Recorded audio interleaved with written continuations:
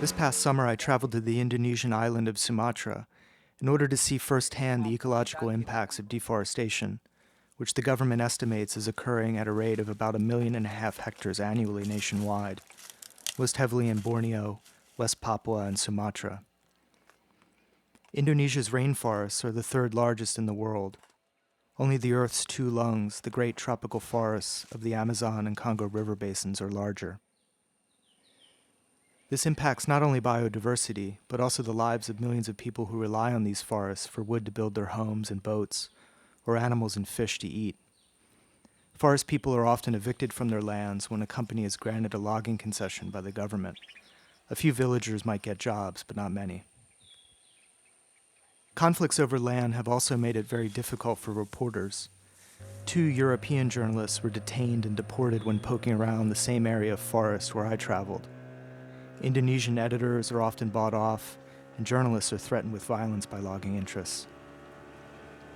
Indonesia's forests are cleared in order to make way for plantations of acacia trees, which are used to make paper products, and oil palm, like this, which is an ingredient in all sorts of consumer goods, ranging from biofuels to soap. But as much as Indonesia is ground zero for deforestation, it has also become a centerpiece for international cooperation on preserving forests. It might come as a surprise, but Indonesia is the world's third leading emitter of greenhouse gases, trailing only the US and China. 80% of its emissions come from cutting down trees and the draining of moist, carbon-rich peat soils, like those found in many parts of Sumatra. This past May, the government of Norway pledged $1 billion to aid Indonesia in clamping down on deforestation. If successful, this partnership, part of a UN program called RED, which is short for Reducing Emissions from Deforestation and Degradation, could help to wean economies like Indonesia's from logging. That's the hope, at least. One place that really helped me understand the impacts of deforestation and the promise of RED was a small coastal village called Sunai Toor. While there, I met with several dozen farmers who told me how their customary lands were being destroyed by PT Loom, a supplier to the Singapore-based pulp and paper giant Asia Pacific Resources International Limited.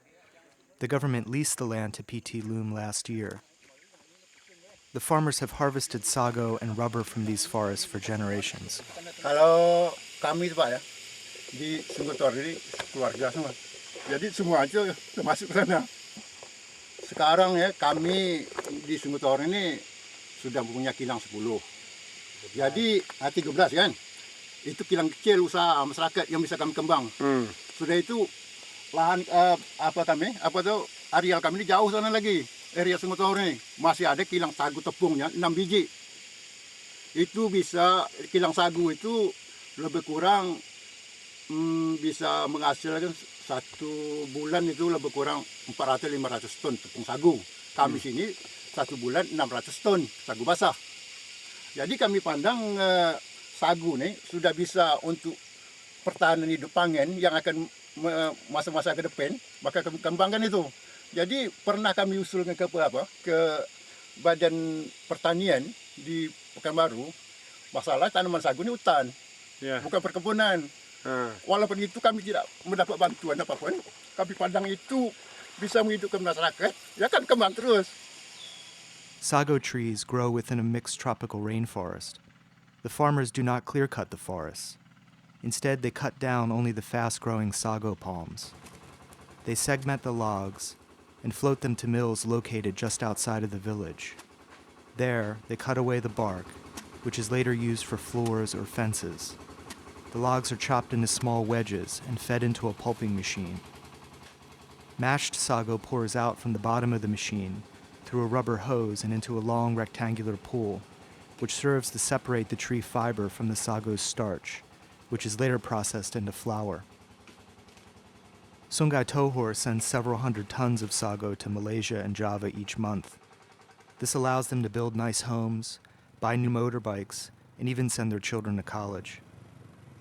As Indonesia's RED program is set to take effect, New Moon and Sunai Toor's other farmers are asking, what, if any, benefit lies in RED, and how will it help to save their sago groves?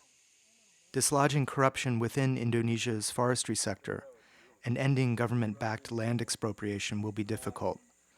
But RED might help turn this history around. Until then, Sungai Tohor's sago groves and the likelihood of preventing runaway climate change hang in the balance.